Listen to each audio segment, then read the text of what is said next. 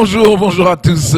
Merci de votre fidélité. On est en direct sur KTV, Cozy FM et sur le live Facebook de KTV. Ce matin, nous recevons le secrétaire départemental du SNUPP. Vous le savez, beaucoup de syndicats ont communiqué par rapport à cette date de rentrée. Déjà la date du 11, un déconfinement progressif, mais également le 14, le 15 chez nous. Oui ou non, on laisse les enfants retourner sur les bancs de l'école. La réponse avec Rivo qui est avec nous. Bonjour Rivo et bienvenue. Bonjour Patrick. Ça commence bien, Rivo, ça commence bien.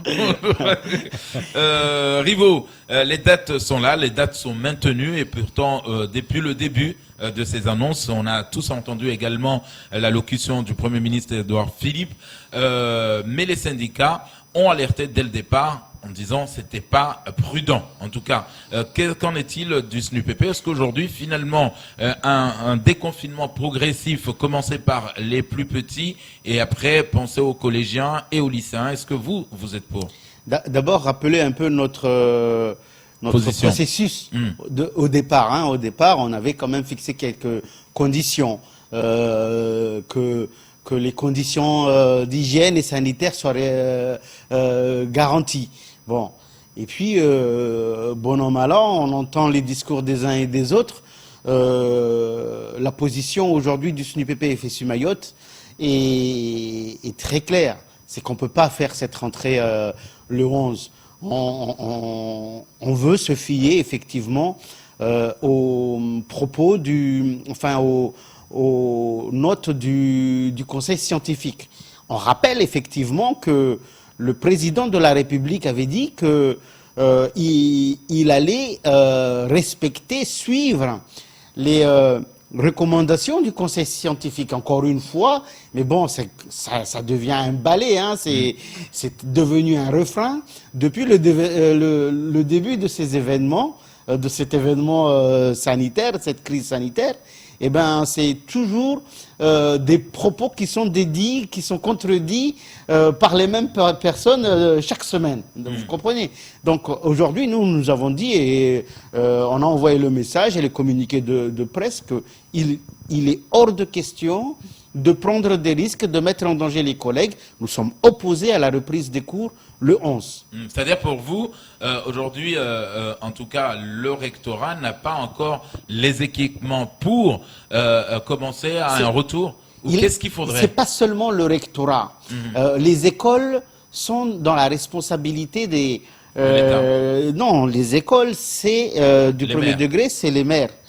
Eux-mêmes, ils ont écrit que d'ici là, ils ne pourront fort probablement pas, c'est leur terme, pas assurer les normes, les garanties sanitaires et d'hygiène. Donc, nous disons que, de toute façon, on a vu nos maires. Hein, en temps normal, voilà, on crie partout, hein, et les normes n'ont jamais été respectées. Donc aujourd'hui, c'est pas aujourd'hui que ça va être assuré. Donc encore une fois, notre position est très claire.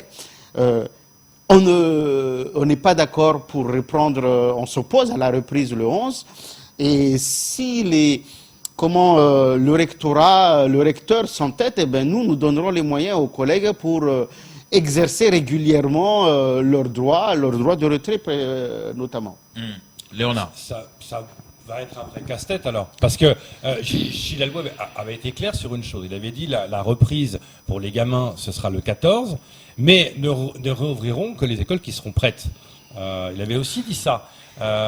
Maintenant, si les écoles sont prêtes, qu'est-ce qui empêche de faire les cours? Vous avez des écoles, des maires, vous avez plusieurs maires, par exemple, vous avez plusieurs élus dans les autres départements d'outre-mer.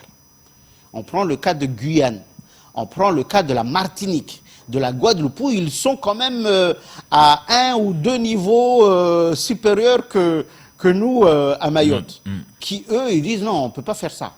Et qui, eux, réclament la reprise des cours en septembre. Ouais. Vous comprenez?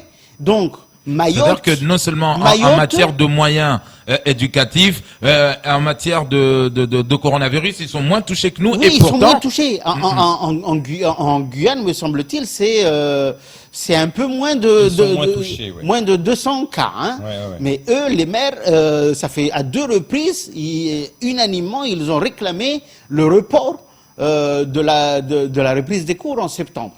Vous comprenez? Donc aujourd'hui, on peut toujours dire qu'il y aura des écoles qui seront prêtes, Oui. mais on n'y croit pas. On n'y croit pas. Mais pourquoi? C'est vraiment méconnaître. Non, parce que si même, supposons, un établissement dit demain, c'est bon, on est prêt. S'ils le disent. C'est quoi être prêt? Est-ce que nous disons, attention, hein, c'est quoi? C'est avoir les matériels par exemple, les masques, on en parle. Le gouvernement, après tergiversation, dit non, c'est plus obligatoire. Mais nous disons, pour les enfants, je parle des enfants. Oui. Mais nous disons, si, ça doit être obligatoire, au moins là où ils sont ensemble. Je veux dire, dans la cour de récréation, avant l'entrée, d'accord, quand ils sortent de la salle de classe, pendant la récréation, est-ce qu'il y aura la pause méridienne, les goûters, enfin les trucs comme ça? Vous comprenez?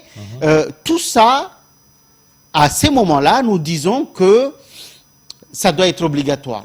Ici, on ne l'entend pas. Enfin, en tout cas, ce qu'a dit le Premier ministre. Je continue. Les gestes barrières. Oui. La distanciation sociale, comme vous dites, distance de sécurité, c'est plus simple avec nous qui avons réussi le permis il y a 20 ans. Ouais. Nous disons qu'il ne faut pas plus de 10 enfants. Comment se fait-il que sur la place publique, les regroupements, la voie publique, je veux dire, les regroupements sont autorisés jusqu'à 10 personnes. Dans une salle de classe confinée, on autorise, on permet jusqu'à 15. Ouais, c'est vrai. Est-ce que c'est vraiment pas, est-ce que ce n'est pas mettre les enseignants et les élèves en danger, Non, véritablement? Si à la distance, quelque part, si c'est dans une classe, on met 15 gamins, on les sépare bien. L'enseignant est également bien séparé. Il a un masque. Il est où le problème? Le problème, c'est qu'il n'y a pas de logique. Vous-même qui dites la loi, vous-même, je vous parle à vous, hein, Oui. vous dites que, bon, sur la place publique, là où c'est aéré, il n'y a pas de souci, pas plus de 10 personnes en regroupement. Dans une salle de classe où c'est bien confiné, on va mettre 15 personnes. Où est votre logique là-dessus? Donc nous disons, il y a Andy Souroche, nous disons à 10 personnes aussi dans les salles de classe. C'est une revendication que nous portons. Supposons s'ils disent demain, ok, on en met 10. Vous dites quoi? Okay. Avec les masques, pour les enfants, quand ils sont regroupés, c'est déjà quelque chose. On ajoute à cela de quoi se nettoyer, les savons.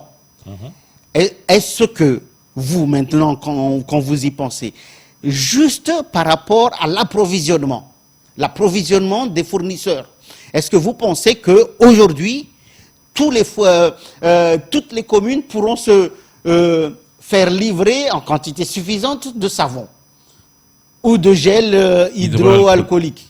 C'est pour ça que Gilles Albou a dit, celles qui ne seront pas prêtes n'ouvriront pas le 14. Celles qui sont Alors, prêtes, maintenant, quand on nous dit que parce qu'on pense aux enfants qui décrochent, oui. Est-ce que c'est important aussi. Est-ce que quand on parle de l'égalité, hein, en termes d'éducation, est-ce qu'on ne va pas créer des inégalités? Je veux dire, on va se retrouver avec cette façon de faire. À la rentrée, par exemple, même si ça a lieu, hein, on va se retrouver avec des enfants qui ont une certaine avance et des enfants qui ont certainement des retards. Vous comprenez? Et là encore, ça va être un vrai casse-tête pour les collègues. Oui, parce que aujourd'hui, quand on a parlé, à l'époque, enfin, on parle encore de comment on appelle ça, de la continuité pédagogique. Et d'ailleurs, c'est le ministre même qui s'en est rendu compte, parce qu'il a dit, il y a eu des décrocheurs. Oui, il l'a dit. Hein? Et nous l'avons déjà prévenu bien avant de commencer. Vous comprenez? Donc là, on va continuer à amplifier les écarts qui était déjà énorme. Et pour le stopper, il faudrait peut-être la reprise.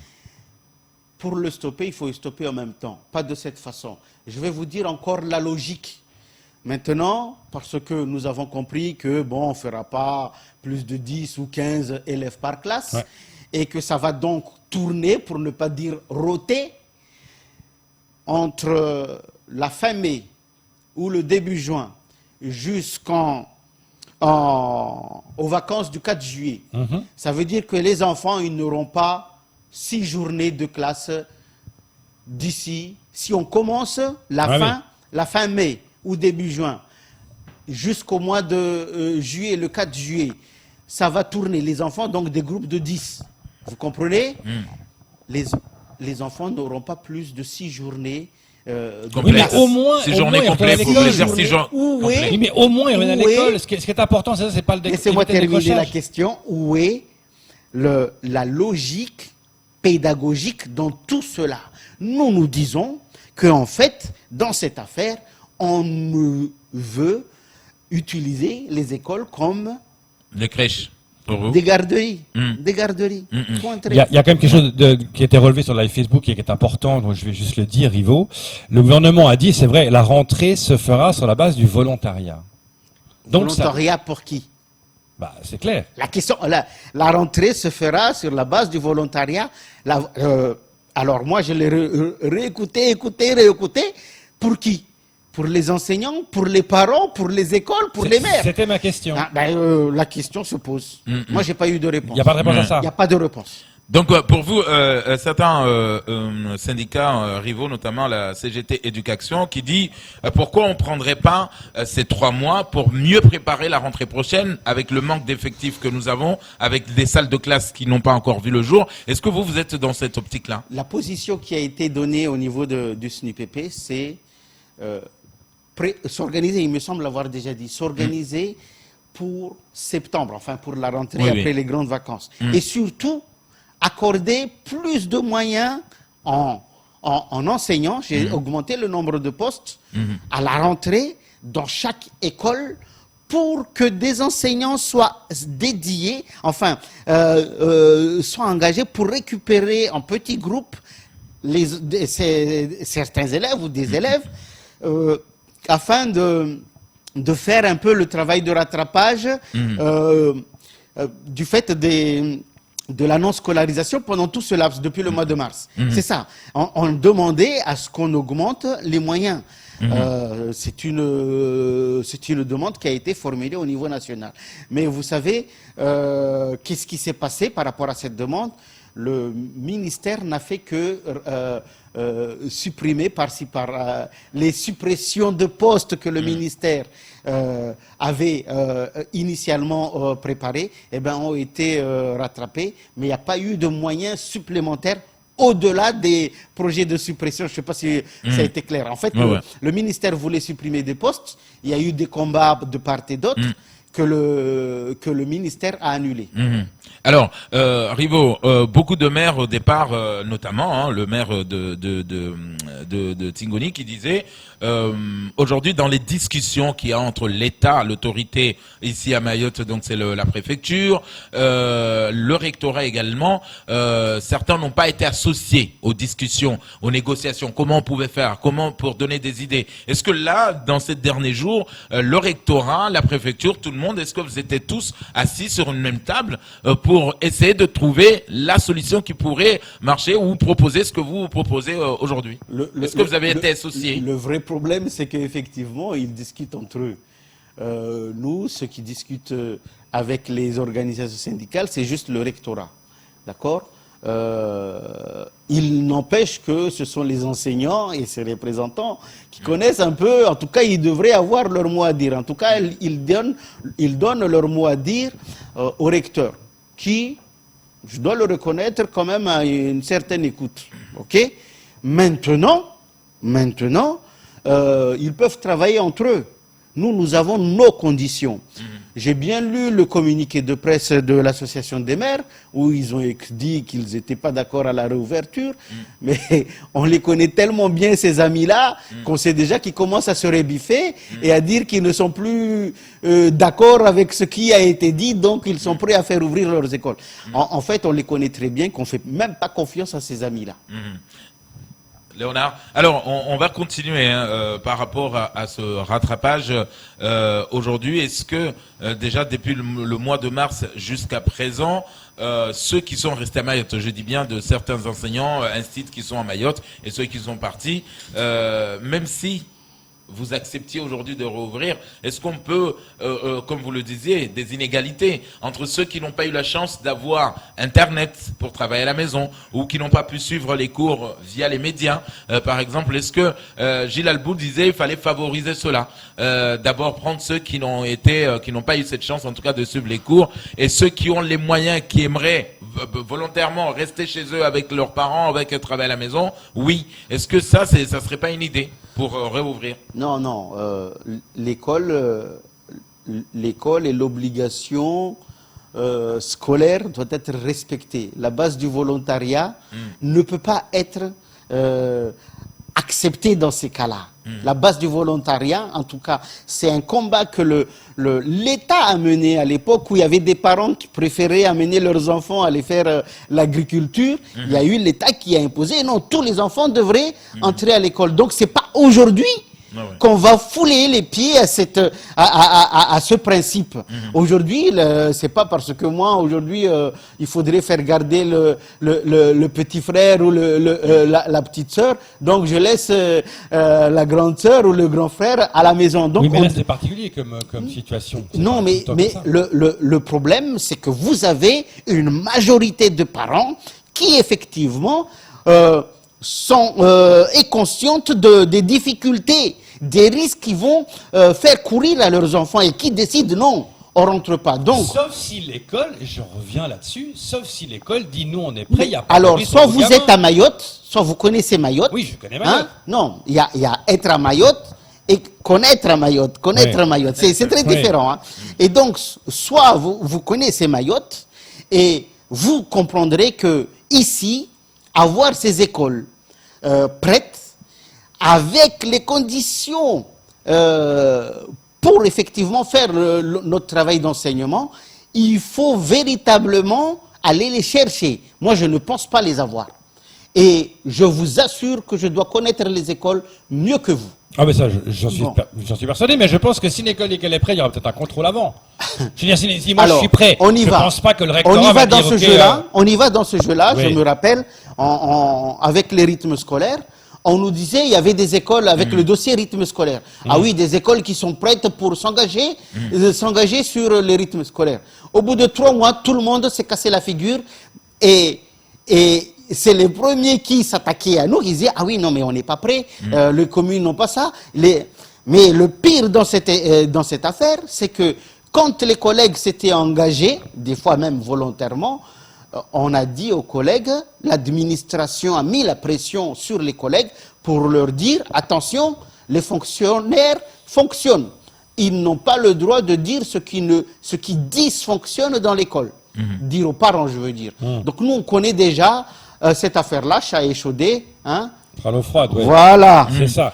Alors aujourd'hui, Rivo, tout le monde est d'accord, en tout cas quand on écoute les uns des autres, des syndicats qui ne sont pas en tout cas favorables à cette réouverture des écoles.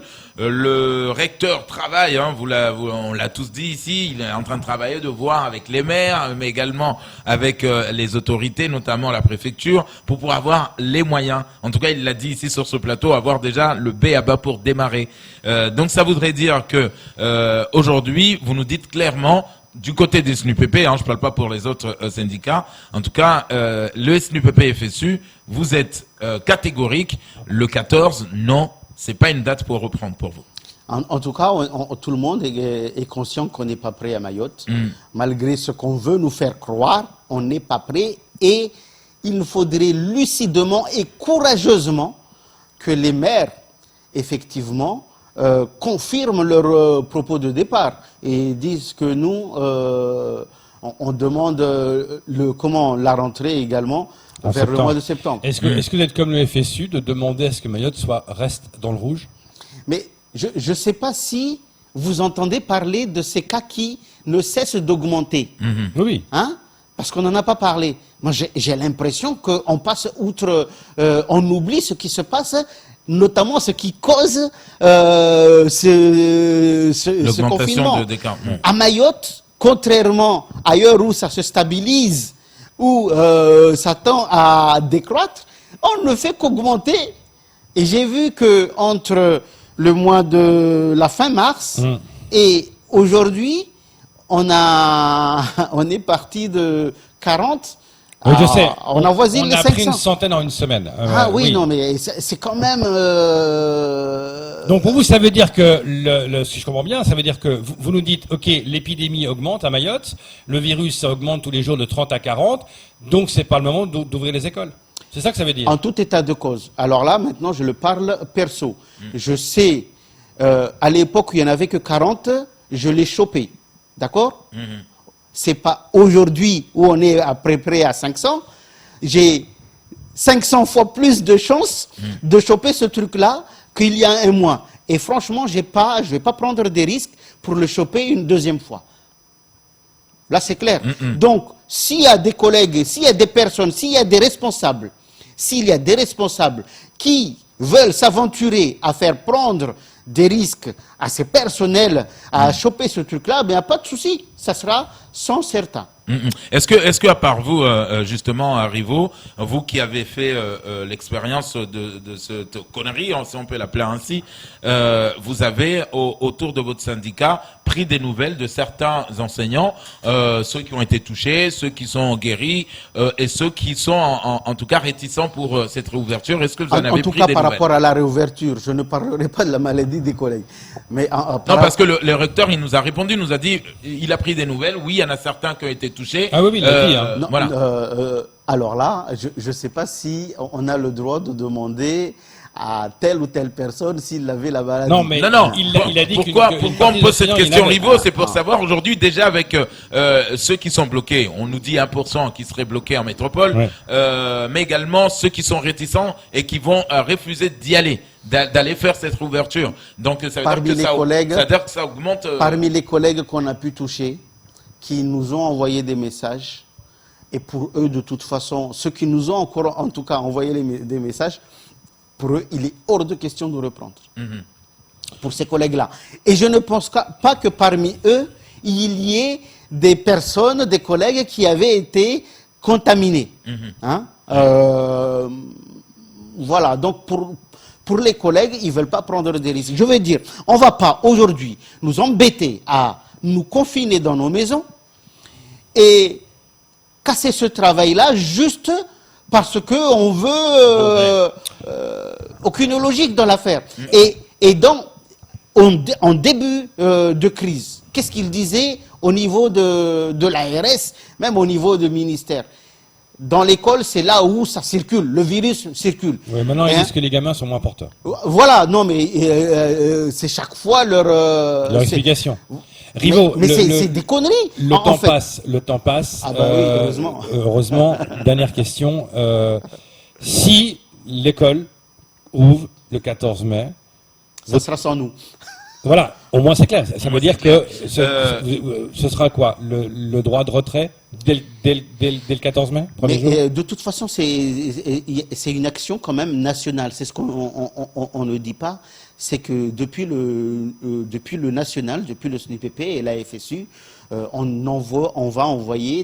notre syndicat va envoyer aux collègues, en tout cas adhérents, ou qui ont été adhérents, les moyens pour... Donc vous dites, si rentrer le 14 mai, vous faites droit... Il y aura beaucoup de collègues qui ne rentreront pas. Okay. Voilà. En tout cas, c'est clair, vous l'avez entendu, le message est passé, signé Rivaux. C'était tout pour ce premier temps de parole.